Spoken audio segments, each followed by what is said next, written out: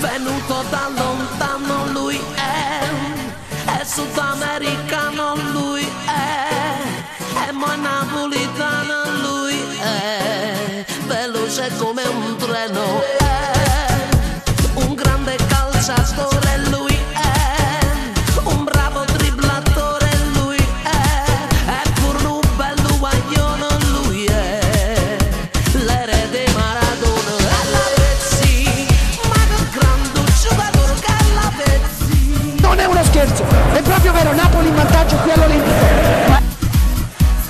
Vizio tagliato in aria, attenzione se la cita la Vezzi il destro ed è rete! Si gonfia la rete! Si gonfia la rete! Si gonfia la rete!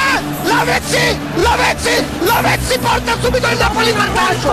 Guardate il replay! Voglio essere sicuro, voglio essere certo che il gol di La Vezzi ha portato il Napoli incredibilmente in vantaggio qui allo Stadio Olimpico! Voglio capire se è uno scherzo, ma scherzo non è! Se la scelta per La Vezzi, il calcio, il destro è violento e la palla che termina in rete!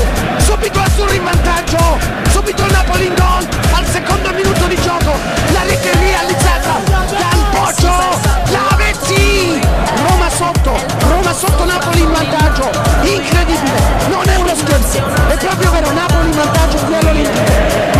È troppo esagerato quella Vezzi, ma che grande giocatore che la Vezzi, mezzo campista fa sempre cose pazze e speranze la di squadra fatta a piezza, va che pazza per la Vezzi, ma che grande giocatore che la Vezzi, non voglio essere volgare ma matizza, quando meno quel Savini in aria per Hamsik, libera l'Udinese, per Gargano, allarga bene per La Vezzi, in area di rigore La Vezzi, il sinistro in rete, si gonfia la rete,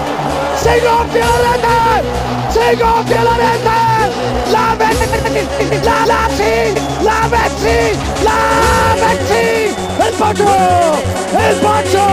Poggio largo, primo gol in Italia di La Vezzi, 3-0 per il Napoli, 3-0 per gli azzurri, straordinaria conclusione del Poggio largo.